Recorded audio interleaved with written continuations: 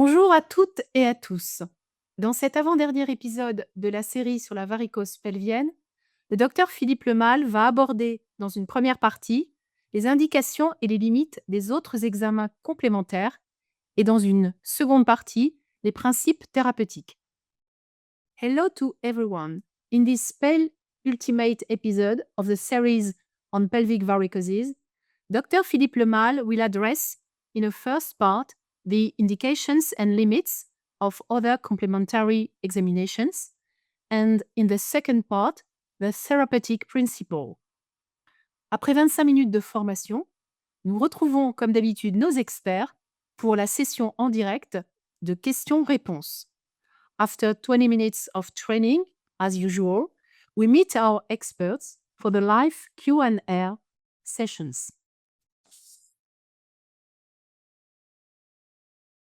Bienvenue à toutes et tous. Aujourd'hui, il s'agit du deuxième épisode de la troisième et dernière saison, soit l'avant-dernier de cette formation sur la prise en charge de la varicose pelvienne. Nous allons aborder dans la première partie de ce topo les indications et les limites des autres examens complémentaires et dans la seconde partie, les principes thérapeutiques.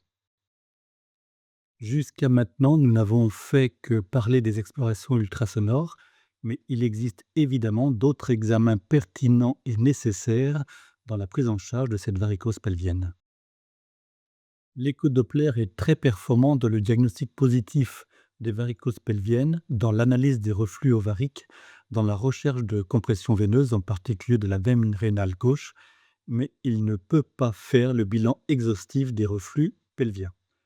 Cependant, dans notre algorithme décisionnel, il est l'examen nécessaire et suffisant pour poser l'indication thérapeutique et la pertinence des autres examens complémentaires. Commençons par l'IRM abdominopelvienne. Vous verrez que dans cette présentation, le docteur Milka Greiner est largement cité, car j'ai repris ces diapos de la dernière formation que nous avions fait ensemble sur le sujet. L'IRM a donc une excellente valeur prédictive dans le diagnostic des varices latéro-utérines et paramétriales, mais elle n'est pas performante dans l'exploration des autres afférentes des veines iliaques internes et il peut avoir parfois une sous-estimation des dilatations veineuses du fait du décubitus. Elle permet également de détecter les compressions veineuses, qu'elles soient iliaques ou rénales. Et surtout, c'est le gold standard pour l'exploration de la pathologie pelvienne extravasculaire, en particulier l'endométriose. Et c'est pourquoi, lorsqu'une patiente est adressée par un gynécologue pour un bilan veineux pelvien ultrasonore, elle arrive le plus souvent avec une IRM qui a mis en évidence des varices pelviennes. Par contre, si la patiente est adressée par un médecin vasculaire, l'écho-Doppler est suffisant, sauf cas particulier lié à la faisabilité de l'exploration, par exemple en cas de forte obésité, pour poser ou non l'indication d'une phlébographie pelvienne. Un exemple d'IRM issu du livre dirigé par Milka Greiner, avec de très belles images de varices annexielles gauche, la flèche blanche, centrée par un foyer d'endométriose ovarienne qui correspond à la flèche rouge. Ceci, c'est à gauche. On retrouve les mêmes lésions à droite, mais moins importantes. Deuxième examen susceptible d'être demandé dans la recherche des varices pelviennes, le scanner abdominopelvien, plus ou moins sa composante angio. Pour Milka Greiner, il n'y a pas d'indication du TDM abdominopelvien dans le diagnostic positif de varices pelviennes car sa sensibilité est très faible, de l'ordre de 20%. Par contre, il est excellent pour évaluer les compressions veineuses, qu'elles soient rénales ou iliaques, d'où sa place dans notre algorithme décisionnel lorsque l'écho-Doppler met en évidence des critères ultrasonores de ces compressions veineuses. Il faut demander avant la phlébographie un angioscanner pour confirmer et évaluer ces compressions. Ici, un joli exemple de compression de la veine rénale gauche dans la pince aortomésentérique, appelée nutcracker antérieure avant la classification SVP. Et un autre joli exemple de compression de la veine rénale gauche, mais cette fois entre l'aorte et le corps vertébral, car la veine rénale gauche est rétro-aortique. Donc on appelait cela un nutcracker postérieur, toujours avant la classification SVP. Juste pour mémoire, rappelez-vous qu'il est possible de faire une varicographie périnéale, c'est-à-dire qu'on opacifie le réseau veineux en cathétérisant directement les veines de la racine de la cuisse d'origine périnéale. En pratique, cette indication est très rare, mais peut s'envisager en cas de volumineuse varice périnéale insuffisamment explorée par la phlébographie pelvienne. Et sur cet exemple de varicographie périnéale, nous pouvons voir les varices périnéales gauches alimentées par la veine pudendale médiale homolatérale et le produit opaque qui diffuse jusque la veine ovarique gauche. Ce qui illustre qu'en cas de sclérose mousse des varices périnéales, en fonction de la quantité injectée, le sclérosant peut diffuser très haut. Et le dernier examen impliqué dans la prise en charge de la varicose pelvienne, la phlébographie pelvienne sélective. C'est le dernier examen, mais le plus important, car il est à la fois diagnostique, et c'est même le gold standard de l'exploration des varices pelviennes, mais il est aussi thérapeutique avec l'embolisation veineuse. Dans tous les cas, il est peu agressif, réalisé en ambulatoire et sous anesthésie locale. À titre diagnostique, il est le seul examen qui permette une cartographie exhaustive des reflux, une évaluation précise des obstructions veineuses et le diagnostic des anomalies de drainage veineux et des malformations veineuses. Mais dans notre pratique, nous ne demandons jamais, ou en tout cas exceptionnellement en cas de non-faisabilité technique de l'échodoppler ou en cas de discordance de l'échodoppler avec la symptomatologie, de phlébographie pelvienne pour faire le diagnostic. Nous demandons cet examen en intention de traiter parce que les critères ultrasonores sont suffisants pour décider d'une prise en charge à l'étage pelvien. Et donc, dans la même session, la phlébographie aura un temps diagnostique pour confirmer et préciser la varicose pelvienne et un temps thérapeutique.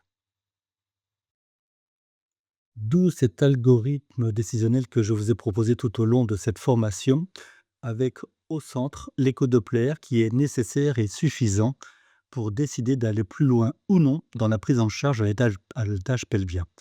Et si c'est le cas, je ne demande jamais d'IRM et en cas d'absence de syndrome obstructif, je demande directement une phlébographie pelvienne en intention de traiter. Et s'il existe un syndrome obstructif, un angioscanner ou à défaut une angio-IRM pour confirmer cette obstruction. Et maintenant, dans cette seconde partie, voyons les grands principes thérapeutiques. Alors, je suis médecin vasculaire, je ne suis pas radiologue interventionnel, c'est pourquoi je me suis basé une nouvelle fois sur les données proposées par le docteur Milka Greiner lors de nos formations communes. Nous pouvons déjà dégager 3 grands principes. Le premier, aucune indication chirurgicale pour les varices pelviennes, quelle que soit leur localisation latéro-utérine, paramétriale ou issue des autres afférents des iliaques internes. Le traitement donc est toujours endovasculaire et dans des mains entraînées, sachez que toute veine pelvienne peut être techniquement embolisée si elle est pathologique, bien sûr.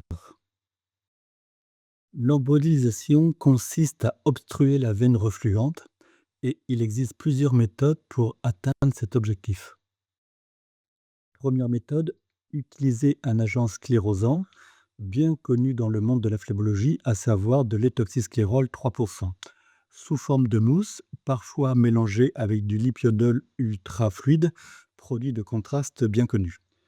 Il détruit l'endothélium et aboutit à la formation d'un sclérus obstructif.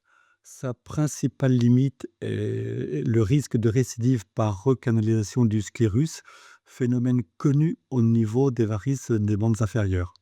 Mais s'il est facile de rescléroser sous écho au niveau des membres inférieurs, c'est évidemment plus compliqué à l'étage pelvien.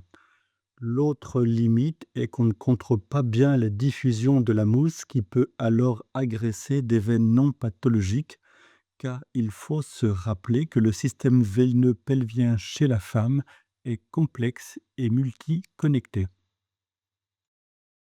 Pour obstruer une veine, il est également possible de mettre des coils, technique facile pour un radiologue interventionnel. Si ces coils sont utilisés de façon isolée, il en faut vraiment beaucoup pour espérer occlure la veine, ce qui au final a un certain coût. Et là encore, la principale limite est le risque de recanalisation. Des exemples phlébographiques de recanalisation après utilisation isolée de coils, et on voit très bien sur ces images, au niveau des flèches blanches, le reflux traverser la colonne ou les amas de coils.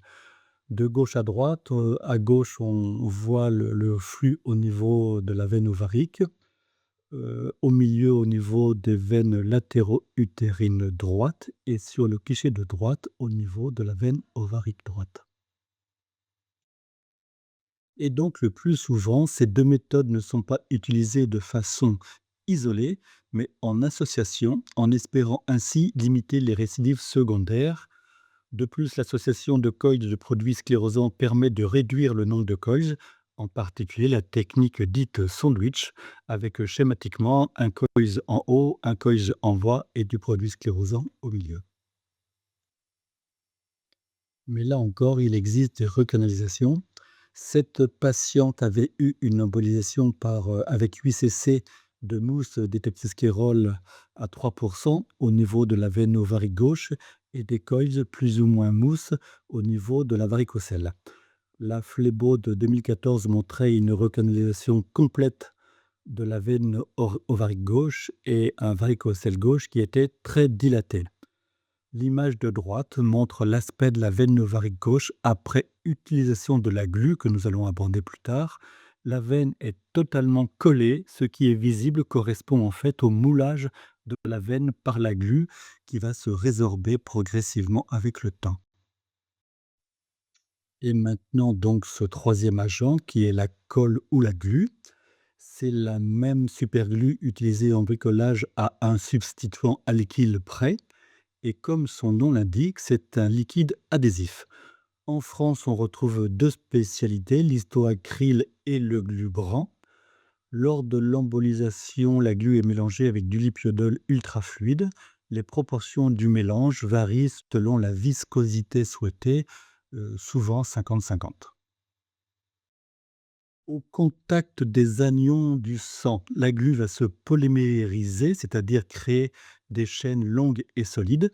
Cette polymérisation est très rapide et encore plus rapide avec l'histoacryle par rapport au glubran. Et elle va entraîner, cette polymérisation, une occlusion immédiate de la veine, puis progressivement une rétraction fibreuse de celle-ci. Et pour Milka Grener, ce matériau a quasiment que des avantages.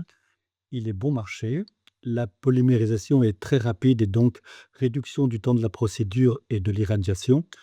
Excellent contrôle de sa diffusion, ce qui veut dire qu'on peut fixer l'embolisation à la valvule près. L'efficacité de ce produit est indépendante de la coagulation. Il y a absence de thrombose veineuse et la récidive est exceptionnelle. Autant vous dire que pour Milka Grener, la colle est le meilleur choix. Il ne s'agit bien sûr que de l'avis d'une thérapeute, cela ne décrédibilise pas les autres protocoles. Simplement, cet avis est basé sur plusieurs décennies et des milliers d'embolisations veineuses pelviennes. Et cet agent a quand même un inconvénient, car il n'est pas facile à utiliser, car la rapidité de la polymérisation fait que le cathéter peut facilement être pris dedans. Et de fait, son utilisation demande un long apprentissage. Un exemple de l'efficacité de la colle, cette patiente qui avait déjà eu une embolisation par mise en place de coils bien visible sur la phlébo de droite. Au milieu, la récidive est importante et à droite, l'aspect après embolisation à la glu. Les images encore visibles ne sont pas un reflux résiduel, mais le moulage de la veine par la glu dont la résorption complète se fera dans les 6 à 12 mois. Et un dernier agent d'embolisation, il s'agit des polymères, matériaux complexes associant de éthylène d'alcool plus solvant, pardon, plus poudre de tantale. À la différence de la glu, ce n'est pas un liquide adhésif. Le nom commercial est l'onyx. Son mécanisme d'action est cohésif, c'est-à-dire que le polymère plastique qui est dilué va reprendre sa forme solide après dispersion du solvant dans le sang. Ce matériau est très cher. Il est généralement utilisé pour l'embolisation des malformations artério-veineuses ou les tumeurs, pas dans les embolisations veineuses pelviennes. À la différence de la glu, qui se résorbe toujours et complètement au fil des mois, les polymères persistent à vie, mais son avantage est qu'il est plus facile à utiliser avec une cohésion beaucoup plus lente que la polymérisation de la colle. Après les agents d'embolisation, voyons les principes thérapeutiques. On peut caractériser les varices pelviennes essentielles en 2 catégories. Premièrement, les varices simples. L'exemple typique est le reflux isolé de la veine ovarique gauche qui alimente une varicocèle non connectée. Dans ma pratique, je ne vois jamais ce cas de figure, car il est rarement symptomatique et de fait ne justifie pas de prise en charge. Dans le cas où il le serait, le traitement isolé du reflux de la veine ovarique gauche pourrait suffire, comme dans le traitement de la varicose testiculaire. Et le deuxième cas qui correspond donc à ma pratique, ce sont des varices complexes, multi-alimentées, multi-connectées.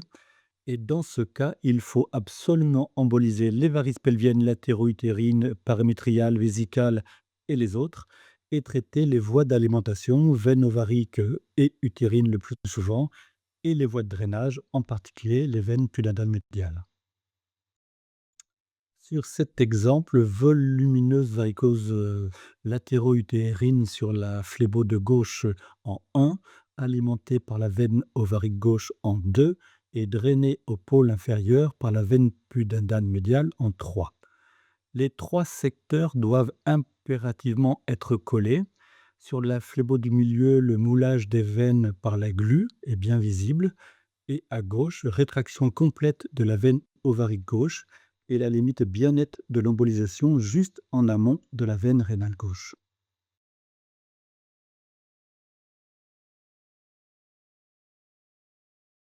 Cliché d'une autre patiente, mais aspect identique du moulage par la glu et de la rétraction de la veine ovarique gauche proximale.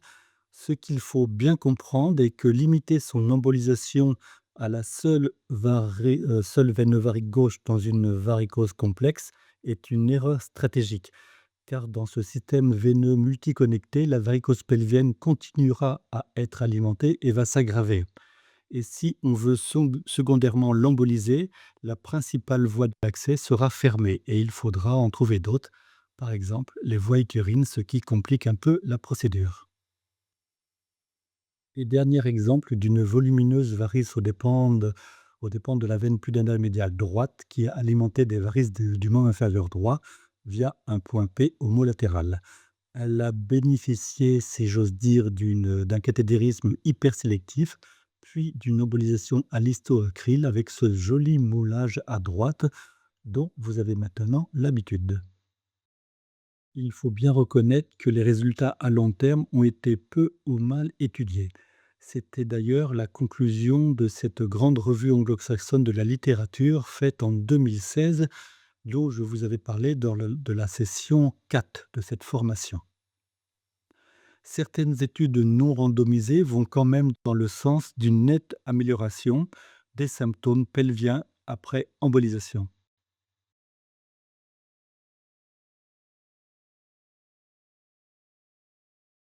Après les varices pelviennes essentielles, nous allons aborder les varices secondaires à un syndrome obstructif.